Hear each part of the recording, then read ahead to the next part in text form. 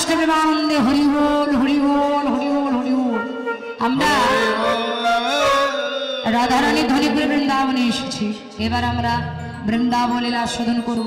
আচ্ছা বাবা, আমি যখন আসরে এসেছিলাম আমার আগে যে কীর্তনিয়া ছিল সেই কীর্তনিয়া কোন লীলাটা করেছিল, কোন পালা করেছিল? হ্যাঁ, নামযজ্ঞ। আমি বুঝি না বাবা, হরি বল। দেখুন এর আগে মানে যদি অষ্টকাল, আমরা যেভাবে অষ্টকাল লীলা কীর্তন আমরা করি যেভাবে হয়, এদিকেরটা অন্যরকম আর কি। তো যাই হোক, সখী শোনে রূপের কথা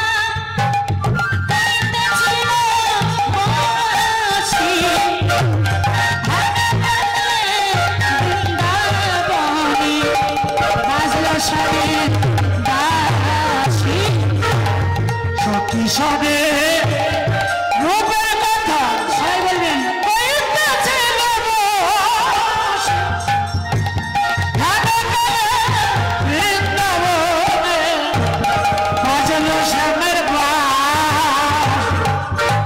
শ্যামের বাসি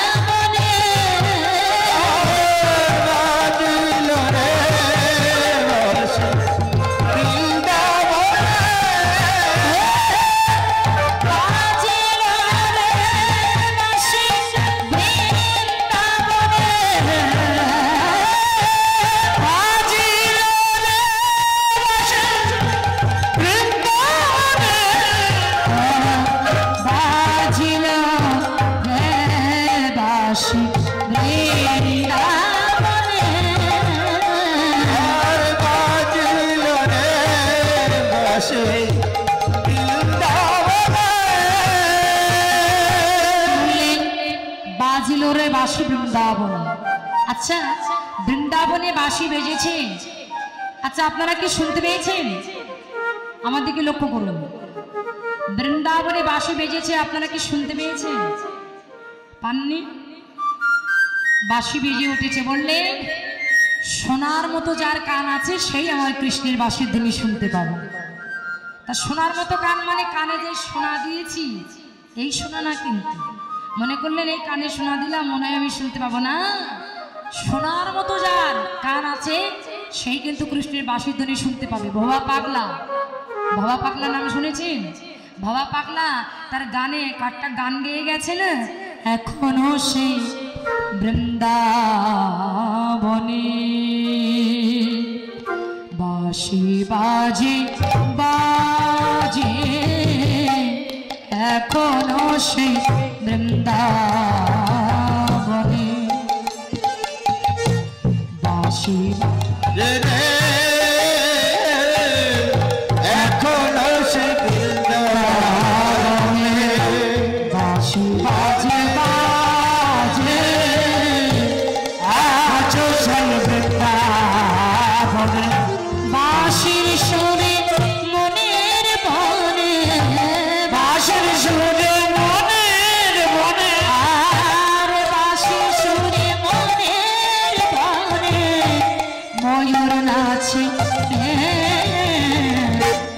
আজও সেই গানে বাঁশি বাজে বাজে, আদি সেই বৃন্দাবনে বাঁশি বাজে রে বাজে, আজও সেই বৃন্দাবনে। আস্তে আস্তে আস্তে আস্তে ভবা পাগলা এই গানটা একটু লক্ষ্য করুন, এই জায়গাটা ভবা পাগলা এই গানটা গাইতে গাইতে যাচ্ছে, এখনই সে বৃন্দাবনে বাঁশি বাজে।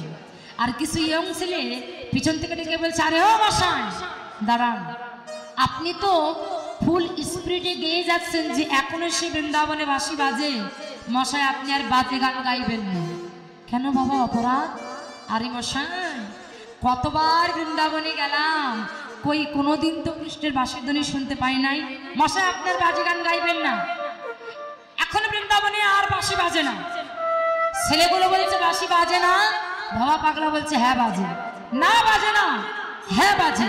না বাজে না, হ্যাঁ বাজে। ছেলেগুলো বলছে এই যে দাঁড়ান, বৃন্দাবনে যদি বাঁশি বাজে আপনি কি প্রমাণ করে দেখাতে পারবেন? বৃন্দাবনে যদি বাঁশি বাজে আপনি প্রমাণ করতে পারবেন যে এখনো বৃন্দাবনে বাঁশি বাজে? বলছে বাবা বৃন্দাবনে যে বাঁশি বাজে আমি তোমাদের প্রমাণ করে দেখাতে পারি। কি প্রমাণ? আচ্ছা বাবা তোমাদের বাড়িতে রেডিও আছে, রেডিও শোনেন? শোনেন না? আগে ছিল এখন পাওয়া যায় না, রেডিও চেনেন? বাহ, মানে আগেকার যুগে পাওয়া যেত এখন আর পাওয়া যায় না, আস্তে কথা নয়। তো বলছে বাবা তোমাদের বাড়িতে কি রেডিও আছে? বলছে আছে। তাহলে একটা কাজ করে একটা রেডিও নিয়ে আসো। আনলেন। তা বলছি বাবা রেডিও থেকে ব্যাটারি আছে? বলছে হ্যাঁ আছে। তাহলে একটা কাজ করো, সুইচটা অন করো। করেছো? হ্যাঁ। আচ্ছা সব সেন্টার ধরছে Dhaka, Khulna, Rajshahi, BBT Bharat, all India, FM, Sylhet, Kolkata সব ধরছি? হ্যাঁ সব সেন্টার ধরছি। আচ্ছা বাবা তাহলে তুমি একটা কাজ করো, এবার সুইচটা অফ করো। করেছো? হ্যাঁ। এবার ব্যাটারিগুলো বাইর করো। করেছো? হ্যাঁ। আচ্ছা বাবা ব্যাটারি বাইর করেছো, তাহলে সুইচটা অফ করা ছিল, এবার সুইচটা অন করো। করেছো? হ্যাঁ। আচ্ছা বাবা তোমার রেডিও কি বাজে? ছেলেগুলো তখন রেগে বলছে আরে মশাই রেডিওতে ব্যাটারি না থাকলে রেডিও বাজে না কি গো? বলে কেন বাজবে না, সেন্টার তো আর বন্ধ হয় না। বলে রেডিওতে যদি ব্যাটারি না থাকে তাহলে সেন্টারটা আসবে কোথা থেকে? বলে বাহ তোমরা তো ভালোই বুঝতে পেরেছো। আচ্ছা বাবা তোমার রেডিও বাজে না কেন? লক্ষ্য করবেন এই জায়গাটা, তোমার রেডিও বাজে না কেন? বললেন রেডিওতে ব্যাটারি নাই তাই রেডিও বাজে না। বলে শোনো বৃন্দাবনে অহরহ কৃষ্ণের বাঁশির ধ্বনি হচ্ছে, তুমি শুনতে পাচ্ছ না কেন?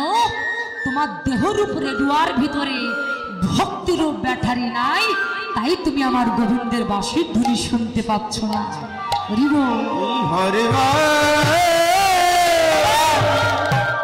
তুমি যদি গোবিন্দের বাঁশির ধ্বনি শুনতে চাও তাহলে সকাল সকাল চৈতন্য গুরুর দোকানে যেয়ে ভক্তিরূপ ব্যাটারি কিনে তোমার দেহর উপরে রেডিওর ভিতরে তুমি প্রবেশ করো।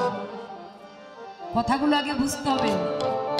বললেন সকাল সকাল চৈতন্য গুরুর দোকানে যে ভক্তিরূপ ব্যাটারি কিনে তোমার দেহর উপরে রেডিওর ভিতরে তুমি প্রবেশ করাও, তবেই তুমি আমার গোবিন্দের বাঁশির ধ্বনি শুনতে পাবে। এই জন্য বাবা ওই বৃন্দাবনে গোবিন্দের বাঁশির ধ্বনি অহরহ হচ্ছে, আমরা শুনতে পাচ্ছি না। ওই একটাই কারণ, আমাদের দেহের ভিতরে ভক্তিরূপ ব্যাটারি নাই, তাই আমরা গোবিন্দের বাঁশির ধ্বনি শুনতে পাই না।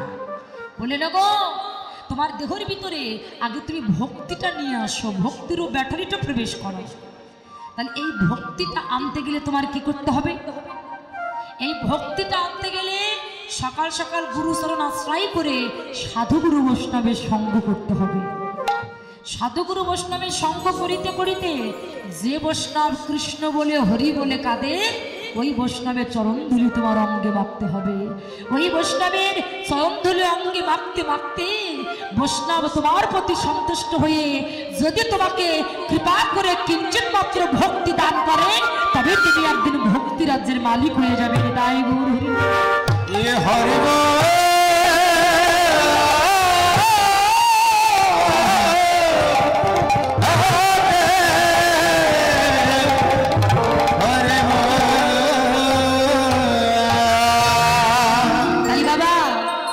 আজকে শ্রীধাম বৃন্দাবনে পূর্ণিমার পূর্ণ লগ্নে ভগবান শ্রীকৃষ্ণ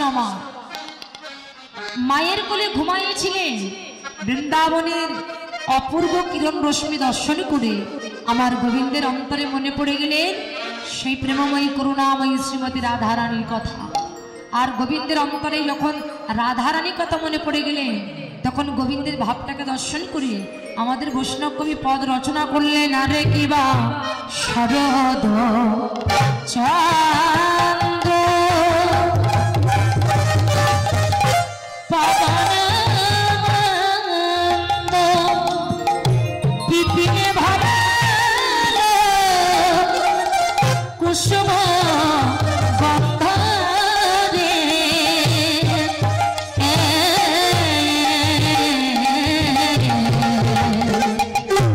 শরদ চন্দ্র পবনানন্দ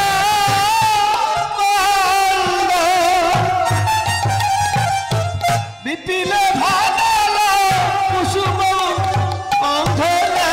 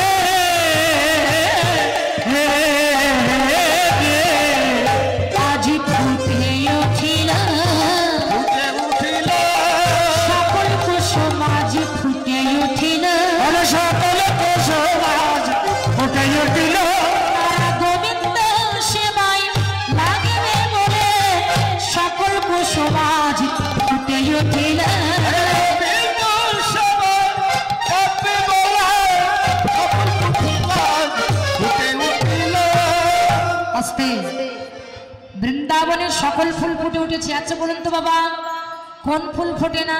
আমাদেরকে লক্ষ্য করুন, আপনারা কথা বলবেন না, বাড়ি যাবেন নাকি? হ্যাঁ, এই জন্য তো হয়েছে হচ্ছে। আস্তে যে যাবে, যে যায় তাকে তার ধরিয়ে রাখা যায় না, যে যাওয়া সে চলে যাবে।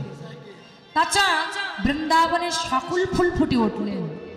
এখন মায়েরা এরপরে রাধা কৃষ্ণ যুগল নৃত্য হবে, গোপীগণকে সঙ্গে করে নিয়ে নৃত্য করবে, অনেক মজা।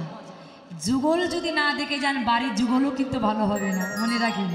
জানি তাই তো আজকে বৃন্দাবনের সকল ফুল ফুটে উঠলেন।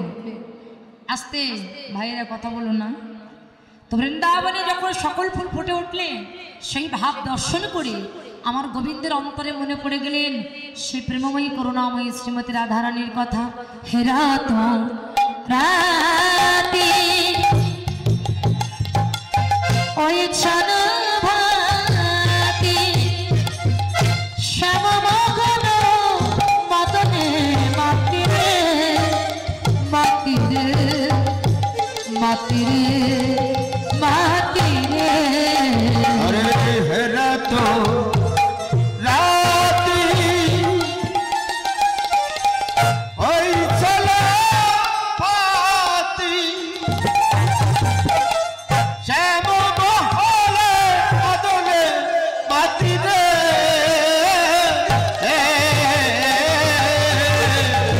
মদন মোহন আমার মদনে মাতিল, মোহন আমার মদনে মাতিল, মদনকে দমন করিবে মনে, মোহন আমার মদনে মাতিল। মদনকে